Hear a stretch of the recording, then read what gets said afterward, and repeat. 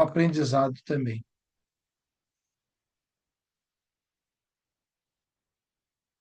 Então, na aula passada, nós vimos a apostasia, o abandono da fé e também da sã doutrina. Jesus Cristo falou que viriam falsos mestres, os apóstolos falaram e escreveram para cuidar com os falsos mestres, falsos ensinos, mestres que buscariam ensinar aquilo que convém a eles, pessoas que queriam buscar mestre também para ouvir coisas que convêm a eles, e tudo se desviando da igreja bíblica. Nós vimos no segundo século, já após a morte dos apóstolos, a própria organização da igreja bíblica, que era Cristo cabeça e as funções, todas as funções sem hierarquia, e os próprios presbíteros escolhendo um chefe, futuramente o chefe sendo bispo, nomeado bispo, e depois vamos ver hoje, vir a ser papa. E foi várias coisas modificando, né? Adoração aos santos, mudando a ceia do Senhor, mudando os cânticos, e foi mudando até que foi necessário uma reforma. E vamos ver hoje. Então, a reforma protestante e a restauração da igreja. Essa é a última lição de hoje. Então, a reforma protestante. A história, ela nos mostra que diferentes grupos tentaram reformar a igreja desviada através dos anos. Aproximadamente em 1500 depois de Cristo, o mundo estava exigindo uma reforma religiosa. Homens como Martinho Lutero, João Knox, Ulrich Zwingli e João Calvino, quase que simultaneamente em várias partes da Europa, se projetaram no cenário do pensamento religioso, tentando reformar a igreja, que se desviou da sã doutrina. Né? A igreja católica começou lá atrás, no segundo século, foi vindo e se desviando. Então, eles queriam modificar isso. Então, mas após a morte desses reformadores, seus seguidores, ao invés de buscar a unidade da igreja, como era no primeiro século, conseguiram foi a divisão da igreja. O quê? Várias igrejas denominacionais foram fundadas. Vejamos os fatos, historicamente. No ano 33, lá em Atos 2, nós vimos Cristo edificando a sua igreja. Os apóstolos reunidos no dia de Pentecostes, ele prometeu o batismo com o Espírito Santo para os apóstolos e disse: o meu reino chegará com poder, a minha igreja chegará com poder. Chegou. Os apóstolos recebendo o poder do Espírito Santo, sendo batizados, ali começou a igreja bíblica, a primeira pregação de Pedro. E foi vindo. Já no ano 110, depois da morte de todos os apóstolos, né, surge o termo Igreja Católica, que significa uma igreja universal, usado por Santo Inácio de Antioquia. Antioquia, a mesma cidade base lá onde Paulo tinha nas suas 3 viagens. Né? Ele saía e voltava sempre para Antioquia. Olha, 110, poucos anos depois, né, já o desvio da igreja bíblica. Né? Em sua epístola aos Esmirniotas, né, a igreja de Esmirna. Tanto que o apóstolo João escreveu uma das 7 cartas, foi a Esmirna. Então, já logo em seguida, olha os desvios que surgem, né? Em 313 depois de Cristo e 380, os editos de Milão e de Tessalônica, respectivamente, foram o marco para tornar a igreja que era de Cristo igreja católica, a religião oficial do Império Romano. O papado, como uma instituição, não teve um único momento de criação, mas evoluiu ao longo do tempo. A Igreja Católica considerou o apóstolo Pedro como o primeiro papa. Nada isso Deus e Cristo, né? Cristo ensinou. No entanto, a instituição papado, com um papel jurídico e institucional, mais tarde foi definido e começou a se consolidar a partir do século V, com a figura do Leão I e Gregório Magno. Papa, né, significa pai. Nós só temos só um pai, Deus Pai, né? Em 1054 depois de Cristo, a Igreja Católica se divide em Igreja Ortodoxa, onde a sede é em Constantinopla, e Igreja Católica Apostólica Romana, onde a sede é no Vaticano, em Roma. A Igreja Católica chega ao Brasil em 1500 depois de Cristo, com a chegada da frota portuguesa de Pedro Alves Cabral, sendo que a primeira missa foi feita nesse ano em Porto Seguro, na Bahia. Então, por volta de 1517, começa a Reforma Protestante, com a divulgação das 95 teses de Martinho Lutero, que era um padre e contestou a própria igreja da forma como eles desviaram essa doutrina. Então, ele fez 95 teses combatendo tudo aquilo que era ensinado pela igreja, que era contrário à doutrina bíblica. Então, essa reforma, ao invés de unificar a igreja, né, ela faz com que a igreja se divida, surgindo várias denominações, tais como, vamos ver algumas aqui hoje. A Igreja Luterana foi fundada por Martinho Lutero, Filipe Melanchthon e outros, em aproximadamente 1529 d.C. Chegou ao Brasil com os imigrantes alemães no século XIX. As igrejas presbiteriana e também reformada, ela foi organizada sob influência de João Calvino, com a ramificação na Suíça, na Holanda, na França, Inglaterra, Escócia e Irlanda. As igrejas reformadas foram uma das facetas, né, do presbiterianismo. Outra igreja que surgiu, a Menonita, fundada aproximadamente em 1550, estabelecida por seguidores de Menos Simons, um ex-padre que havia se tornado um dos líderes dos anabatistas. Anabatistas eram aqueles que seguiam o batismo era por imersão, realmente é isso biblicamente, e somente adultos, não crianças. Nesse sentido, eles tinham razão quanto ao batismo e quem ser batizado. Também surgiu uma outra denominação, a Igreja Congregacional, fundada em 1581 d.C., derivada dos anabatistas e também da Igreja Reformada Holandesa, de procedência calvinista. Surgiu também as igrejas batistas, né? O movimento batista foi iniciado entre os anos 1600 d.C. e 1654, principalmente através das tentativas de John Smith e Thomas Helmes na Inglaterra. Várias igrejas batistas independentes foram organizadas, sendo divididas entre os seus seguidores do calvinismo, João Calvino, e da doutrina da predestinação, e também do arminismo, que o fundador é o Jacob Armínio, e da doutrina do livre-arbítrio. Então, a Igreja Batista tem várias ramificações, foram feitas. A Igreja Quaker foi fundada aproximadamente em 1650 d.C., sob a direção principal de George Fox, da Inglaterra. Este grupo era muito pacífico, embora recusasse jurar lealdade a qualquer governo. Vejam aqui quantas igrejas estão surgindo após a Reforma Protestante. A Igreja Metodista é o resultado do trabalho de dois irmãos, John e Charles Wesley, da Inglaterra, aproximadamente 1729 d.C.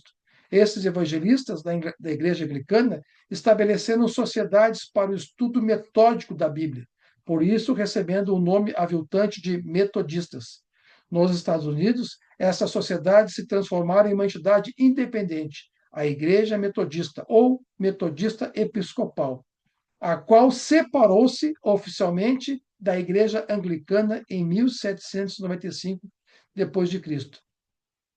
Temos também os Mormons, né? A Igreja de Jesus Cristo dos Santos dos Últimos Dias, fundada em 1830 na cidade de Fayette, nos Estados Unidos, por Joseph Smith e outros. O movimento sofreu muita perseguição, principalmente por causa da sua prática de poligamia, é o casamento de um homem com várias mulheres ao mesmo tempo. Sofreu também dissensões entre os líderes, dividindo-se em 5 seitas diferentes. As igrejas adventistas, né? Esse movimento começou em 1845 nos Estados Unidos, sob a direção de William Miller, depois de 2 profecias a respeito do advento da volta corporal de Cristo, o qual teria voltado ao mundo em 1844 d.C. ou em 1845. Posteriormente, o movimento caiu por falta do cumprimento dessas profecias da volta de Cristo, mas surgiu de novo nas décadas subsequentes. Outro nome importante na história inicial do Adventismo foi a profetisa Ellen White, a qual escreveu muitos livros sobre temas religiosos. Há várias subdivisões do Adventismo, sendo a maior a Igreja Adventista do Sétimo Dia, a qual chegou ao Brasil no início do século XX. As Testemunhas de Jeová foi organizada em 1872 d.C., na cidade de Pittsburgh, nos Estados Unidos. Principal fundador, Charles Russell, cresceu rapidamente depois da Primeira Guerra Mundial e ainda está crescendo em toda parte do mundo.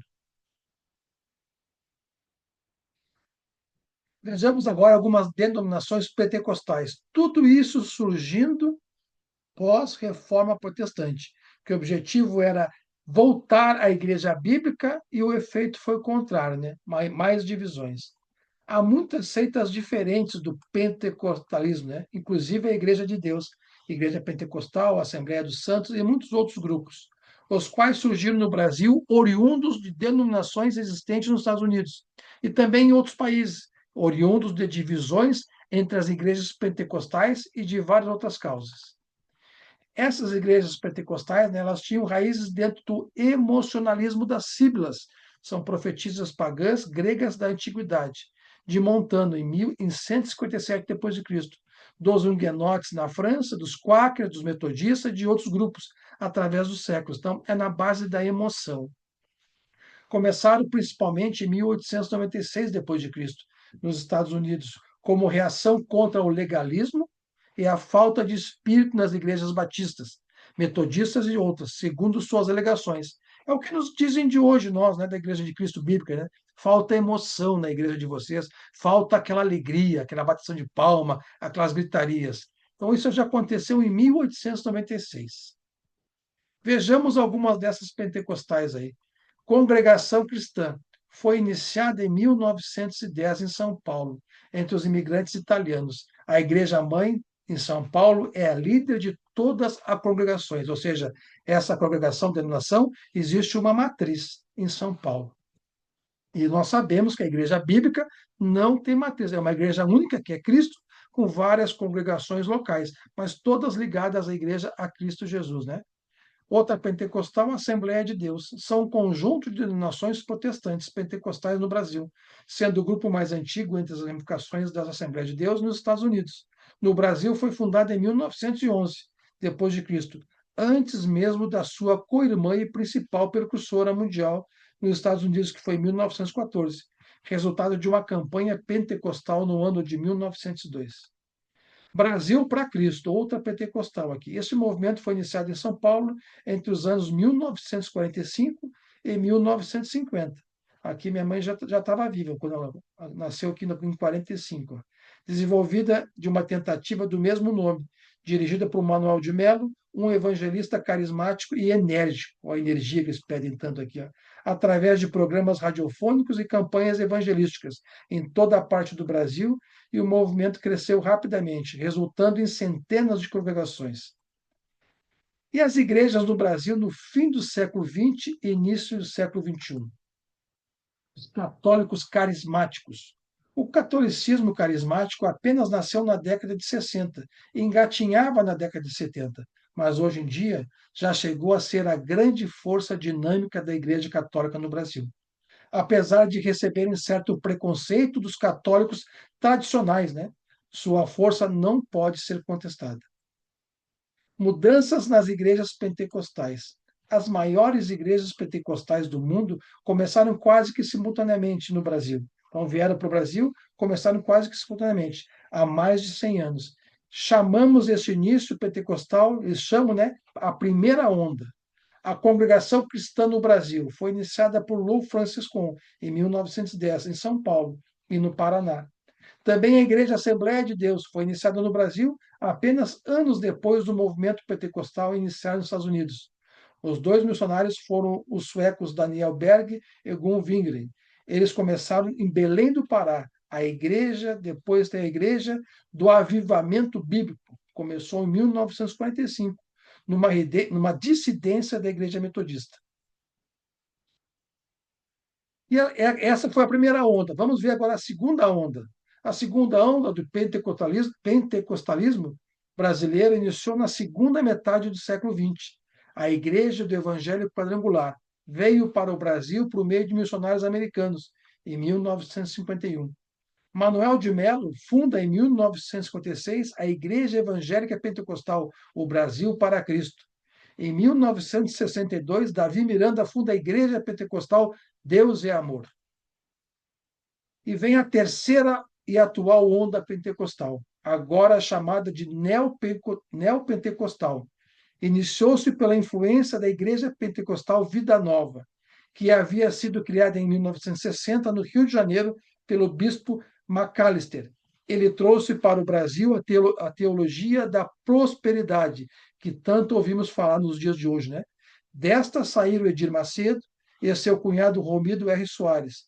O primeiro, Edir Macedo, fundou em 77 a Igreja Universal do Reino de Deus. O segundo, o R. Soares, em 80, fundou a Igreja Internacional da Graça de Deus. Em 86, foi fundada a Igreja Renascer em Cristo, visando a classe média, por meio de cultos espetaculares. A Igreja Mundial do Poder de Deus foi fundada em 98, por Valdemiro Santiago de Oliveira. Era um ex-bispo da Igreja de Edir Macedo, Universal, né? E agora concorrente e desafeta o antigo patrão.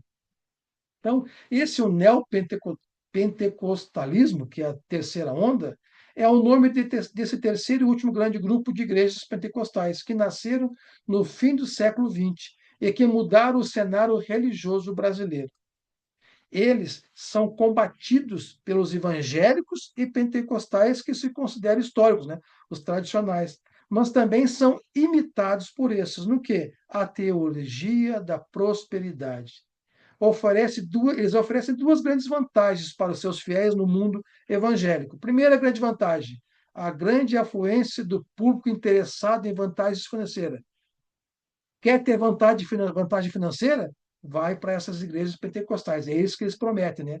Nada consta isso na Bíblia, né? Ideologias do mundo, não é da doutrina. Outra vantagem, grande progresso financeiro para os líderes e pastores dessas igrejas, né? Eles têm grandes vantagens financeiras, um enorme patrimônio eles adquirem. Não tem pastores pobres, né? E a Igreja de Cristo no Brasil, a Igreja Bíblica, no fim do século XX e no início do século XXI, como é que ela veio? Como ela surgiu? Os primeiros missionários da Igreja de Cristo no Brasil, de que temos notícias, foram os norte-americanos Orlando Boyer, Virgil Smith e George Johnson. Eles chegaram aqui no Brasil em 1927 depois de Cristo. Estabeleceram umas 20 congregações no interior de Pernambuco, Alagoas, Paraíba e Ceará, em 27. Depois de 8 anos de trabalho, acabaram entrando no pentecostalismo. Então, se afastaram dessa doutrina. Orlando Boyer e V.G. Smith tiveram carreiras longas, eles foram para a Assembleia de Deus. Depois dessa tentativa em 1927, frustrada, né, mal sucedida, vieram os primeiros missionários das igrejas cristãs, em 1948. Eles eram um grupo que usavam instrumentos musicais e tinha uma hermenêutica mais aberta, permitir o que não for proibido. Então, tudo que não está proibido na Bíblia, eles entendiam como permitido. Eram liberais, a corrente do liberalismo, né? Essas igrejas cristãs no Brasil usam, e ainda tem no dia de hoje, usam o nome Igreja de Cristo, mas são liberais. Permite o que não é proibido e usam instrumentos musicais. O primeiro missionário das igrejas de Cristo que não usavam instrumentos musicais chegou ao Brasil em 56. Ali Smith iniciou seu trabalho no Rio de Janeiro, mas em 69 foi para Lisboa, estabelecendo uma igreja lá, e depois retornou ao Rio de Janeiro, ficando até o fim de sua vida. O grande impulso, irmãos, para a Igreja de Cristo no Brasil ocorreu com a chegada da equipe missionária em São Paulo, em 1961. Nós sabemos muito bem sobre essa equipe, muito bem divulgada e falada no nosso meio, né? Uma equipe similar a essa, de 61, chegou em Belo Horizonte em 68. Logo, essas duas cidades, né, São Paulo e Belo Horizonte, foram os dois primeiros centros das igrejas de Cristo. Apesar desses trabalhos desses dois grupos, esforços independentes foram realizados. Então, desses dois trabalhos em São Paulo e também em Belo Horizonte, tiveram outros esforços independentes. Em 62, é um deles, Ivan Ruth, um missionário de nossa fraternidade, estabeleceu-se em São José do Rio Preto, comprando o primeiro prédio das igrejas de Cristo no Brasil. Também tem os missionários dos discípulos de Cristo, outra corrente. Chegaram ao Brasil em 68. Mas esse grupo é difícil de encontrar e identificar dentro das igrejas no Brasil. Uma outra corrente da Igreja de Cristo, os discípulos de Cristo. A pregação no Brasil ela caminhou de modo mais lento do que essas equipes das igrejas de Cristo, as duas que eu citei, mais a outra ali, esperavam. Foram mais lento do que eles esperavam. Trabalhos se iniciaram em Porto Alegre. Os mais antigos aqui sabem, né, pelo Alan Dutton Pai, e também em Curitiba, a partir de missionários do grupo de São Paulo. Contudo, o ritmo de crescimento era lento para o tamanho do Brasil.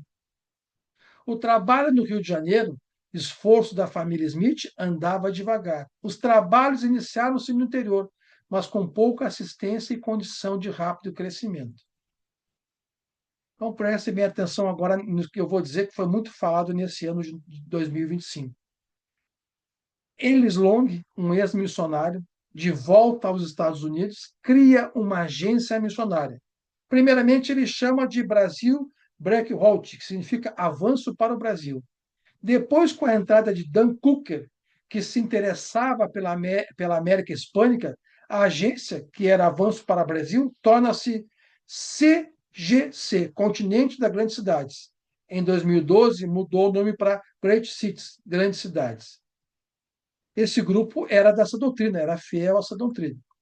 O GCG, o CGC, né, em suas últimas equipes, as atuais últimas equipes, aqui está o erro, agiram de forma doutrinária com mais flexibilidade, ou seja, fugindo do rigor dessa doutrina, usando instrumentos musicais, mulheres à frente no palco, no púlpito, dirigindo reuniões. Tal postura, além de causar choques com as igrejas de outras partes, né, causa choque com a Igreja de Cristo, ela contribui para as divisões que ocorreram. Igrejas que estavam ligadas a essa doutrina acabaram sendo sucumbidas por esse grupo flexível, desviando dessa doutrina. Igrejas com uniões financeiras e tudo mais. Então, fruto de um pragmatismo, provavelmente que alimentará futuras divisões da nossa já fragmentada irmandade, ou seja, o risco de igrejas tradicionais bíblicas dessa doutrina se misturarem com esse grupo e também se sucumbirem. Soube há pouco tempo de uma igreja de Cristo, em um estado, numa cidade, que eu não vou citar aqui para não constranger, de um irmão me passou, onde lá é liderada por um americano que convida pastores de igrejas denominacionais a pregarem, né, dar o púlpito naquela congregação da Igreja de Cristo, ou seja, trazer mensagens de outras denominações. O perigo que tem na a Igreja de Cristo bíblica sair da sua doutrina bíblica. No Brasil, na década de 80, quando chegaram dois novos segmentos do movimento de restauração. O primeiro movimento foi o movimento do discipulado. Esse movimento se tornaria mais tarde a Igreja de Cristo Internacional. O outro movimento, as Igrejas de Cristo chamadas anticooperação, que representa o segmento mais retraído e isolado das Igrejas de Cristo americana. Os mais antigos, eu aprendi também tudo esse ano, é esse grupo anticooperação, e nós temos um aqui em Porto Alegre, no bairro de Sarandi. A gente soube pela aquela campanha das enchentes que esse grupo estava pedindo ajuda para o Brasil, e os irmãos me perguntavam se a gente conhecia essa congregação. Eu não conhecia, fui atrás e descobri que é o grupo da anticooperação. É um grupo muito radical e começa que no prédio onde se reúne como igreja não pode ter cozinha, porque a cozinha eles entendem como o desvio pode desviar essa doutrina. Então tem muitas questões não doutrinárias que eles usam como doutrina, criam regras, leis que não tem na doutrina. Portanto, irmãos, aqui numa coisa bem resumida de anos, né, nós vimos aqui que a reforma protestante, que ela teve a ideia boa de corrigir a Igreja Católica, mas houve um surgimento dessas várias igrejas denominacionais que acabaram vindo para o Brasil. Vimos também a tentativa de restauração da Igreja Bíblica no Brasil, aqui rapidamente, mas que também houveram divergências na aplicação dessa doutrina. Então, hoje nós temos igrejas de Cristo que seguem fielmente essa doutrina e outras já desviadas.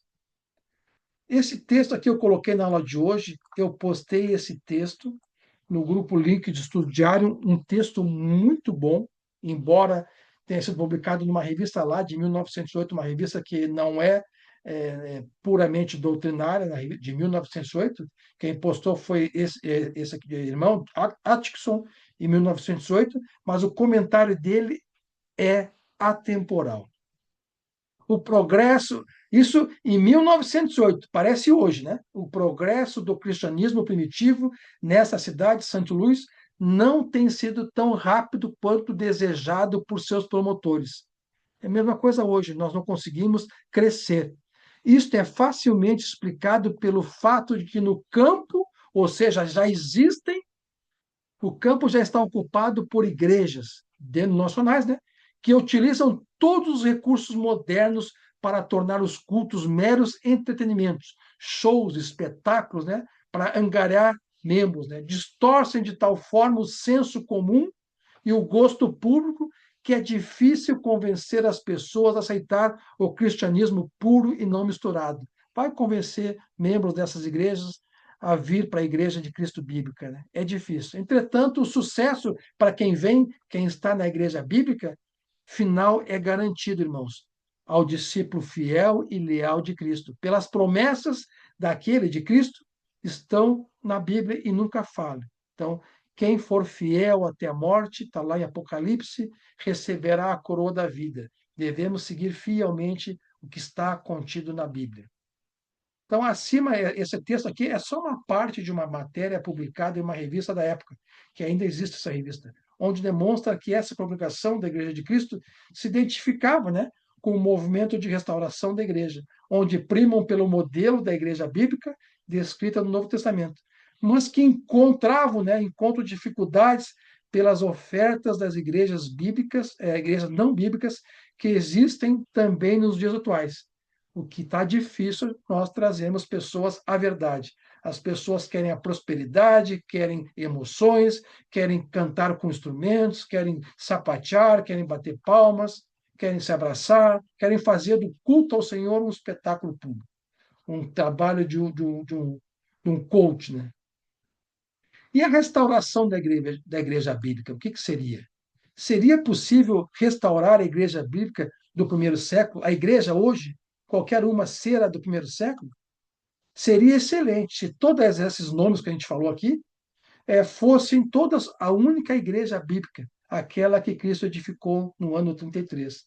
Pois, embora lá haviam várias congregações, em Corinto, em Filipos, Laodiceia, em Colosso, mas todas elas, em cidades diferentes, todas eram a mesma igreja bíblica, guiadas pelos a doutrina de Cristo e dos apóstolos, escrita na Bíblia. Né? Eram a mesma e única igreja, uma unidade de seus membros, seguindo a Jesus Cristo, a única autoridade da igreja, e ensinando a sua doutrina dos apóstolos, que está registrado no Novo Testamento. Nós vimos depois, nesses vários anos, homens fundando as suas igrejas com seus credos, os seus regulamentos, acrescentando a Bíblia. Graças à promessa de Cristo, está lá em Mateus, de que a sua igreja jamais seria destruída. Embora houve, né, esse monte de divisão, a igreja bíblica genuína de Cristo, ela existe. E que homens, e graças também a homens ao longo dos anos, fiéis, se mantiveram fiéis à igreja de primeiro século e vieram pregando até os dias de hoje e seguem pregando a palavra de Deus pura por toda a parte do mundo. E segue nos dias de hoje sendo assim. Essa é a obrigação nossa, irmãos, combater a falso ensino e os falsos mestres, não nos acomodarmos. Os apóstolos, no primeiro século, eles combatiam. Hoje, nós não podemos fechar os olhos para os falsos ensinos e deixar a semente podre, a fruta podre, o ensino podre entrar no nosso meio. Com a pregação de apenas o contido na Bíblia, tem ocasionado que várias pessoas, ao conhecer a verdade, podem vir abandonando doutrinas humanas e examinando mais a Bíblia a fim de aprender qual a vontade de Deus para a sua criação. Nós temos irmãos nos estudos online aqui que a gente participa, que já confessaram e relataram que vieram de igrejas de denominações e que, ao estudar a Bíblia com irmãos, conheceram a verdade e vieram para a verdade. Esses homens, né, estão cada vez mais abandonando a ideia de divisões doutrinárias e as denominações humanas e se dedicando à restauração da igreja original, exatamente como foi edificada por Jesus, ou seja, tendo como credo apenas a palavra de Deus contida na Bíblia. Eles buscam também observar a orientação do apóstolo João, registrada em sua segunda carta, combatendo o falso ensino, não recebendo esse falso ensino. Está lá em 2 João, de 9, versículos 9 a 11. Todo aquele que não permanece no ensino de Cristo, mas vai além dele, tem Deus. Quem permanece no ensino tem o Pai e também tem o Filho. Se alguém chegar a vocês e não trouxer esse ensino, não recebam em sua casa, nem o saúdem, pois quem o saúda torna-se participante de suas obras malignas. Como então, irmãos, é possível restaurar a igreja de Cristo? Em Lucas capítulo 8, versículos 4 a 15, Jesus nos conta a parábola do semeador, que semeava a semente em vários tipos de solo. Alguns tipos de solo eram produtivos e outros eram improdutivos. Jesus explicou a parábola dizendo que a semente é a palavra de Deus. A semente, então, que é a palavra de Deus, quando ela é plantada num coração perverso, o resultado é pouco ou nenhum. Mas quando plantada num coração bom e sincero, cresce e a colheita é farta. Vejamos o que o apóstolo Pedro escreveu a respeito da palavra de Deus. 1 Pedro, capítulo 1, versículo 23. Vocês, né, nós que estamos aqui, né, vocês foram regenerados não de uma semente perecível. Escreveu para a época e atemporal, para nós hoje, mas imperecível, por meio da palavra de Deus vive e permanente. Nós fomos regenerados. Saímos da morte eterna para a vida eterna pela pregação da sã doutrina da palavra de Deus bíblica. Vejamos algumas das características de uma semente, a palavra de Deus, uma semente aí fora, né? Então, a semente de maçã gera maçã, a de melancia gera melancia. Os seres vivos reproduzem suas próprias espécies. A semente tem um ser humano, de um ser humano faz surgir outro ser humano. Portanto, não há exceções. Trata-se de uma lei na natureza de Deus, criada por Deus. Outra qualidade da semente é continuar reproduzindo-se de acordo com sua própria espécie, por mais que o tempo passe. No primeiro século, os apóstolos, né, a palavra de Deus produziu cristão. A pregação do evangelho de Cristo produzia cristãos. A palavra de Deus é uma semente viva que produziu cristão e seguirá produzindo cristãos, se pregada a sã doutrina pura bíblica. Então, aqui Atos capítulo 11, versículo 26. Então Barnabé foi a Tarso procurar Saulo e, quando o encontrou, levou-o para Antioquia. Assim, durante o ano inteiro, Barnabé e Saulo se reuniram com a igreja e ensinaram a muitos a doutrina, aquilo que Paulo, como apóstolo, recebia e ensinava. Em Antioquia, os discípulos foram pela primeira vez chamados cristãos. Então, pregavam o evangelho, batizado, surgiam os cristãos, discípulos de Cristo. Os cristãos reunidos em congregações locais eram chamados de a Igreja de Cristo, conforme vemos aqui em Romanos 16:16. Saúdem uns aos outros com um beijo santo. Todas as igrejas de Cristo enviam saudações. Aonde eu me congrego, na Zona Sul de Porto Alegre, congregação da Zona Sul, a Igreja de Cristo na Zona Sul de Porto Alegre. A palavra de Deus, irmãos, usada de forma pura, produziu um corpo sem divisões. Já a aceitação de qualquer outra autoridade, além de Cristo e da Bíblia, como, por exemplo, manuais religiosos, credos denominacionais, concílios, profetas modernos que dizem que receberam revelações de Deus, produziu igrejas de nomes sectários, bem distantes da igreja bíblica do primeiro século. Então, irmãos, ao obedecermos a mesma palavra do Senhor, seguida pela igreja do primeiro século, que está na Bíblia, as pessoas religiosas de hoje podem conseguir a mesma unidade que existia naquela igreja, a mesma doutrina, o mesmo amor, o mesmo nome, as mesmas exigências para ingresso, a mesma organização e o mesmo tipo de culto. Tudo conforme encontramos no Novo Testamento sobre a Igreja Bíblica de Cristo. Para que mudar? Conclusão da lição e encerramento do curso hoje. Hoje, né? Hoje nós estamos em um ponto privilegiado na história. Tudo que eu acabei de ler já se passou. Hoje nós estamos no século XXI, privilegiado, pois nós podemos conhecer a sã doutrina através da leitura e do estudo do Novo Testamento. E podemos confirmar as previsões da apostasia que aconteceriam na Igreja de Cristo.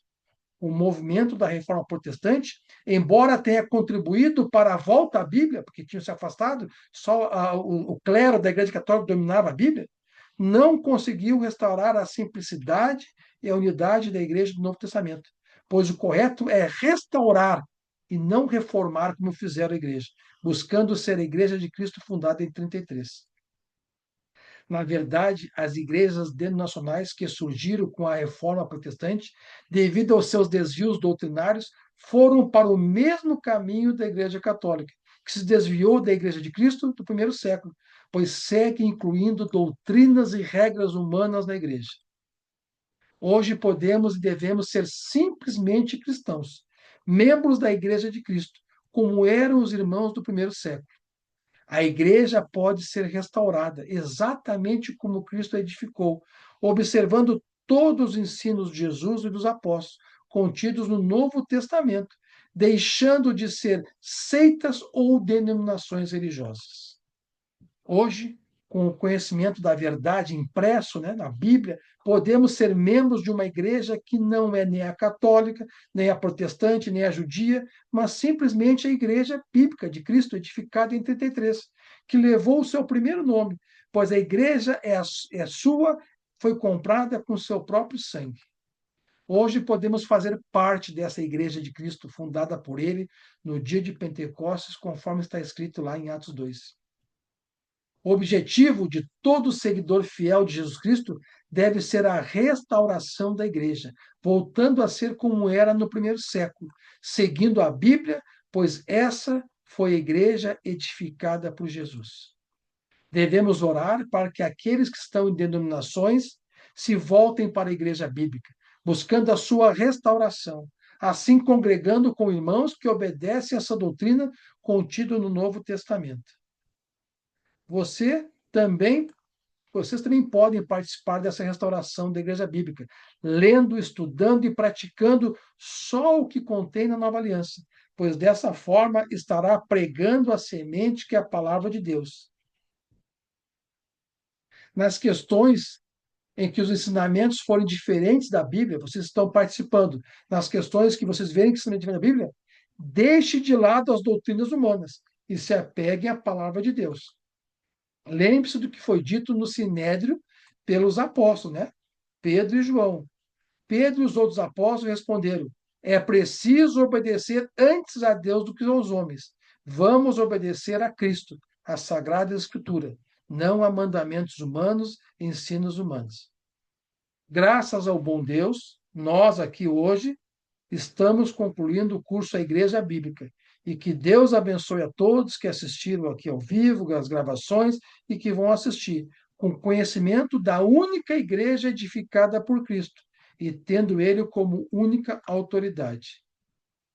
Irmãos, que Deus abençoe a todos. Esse foi o curso A Igreja Bíblica compartilhada com todos vocês.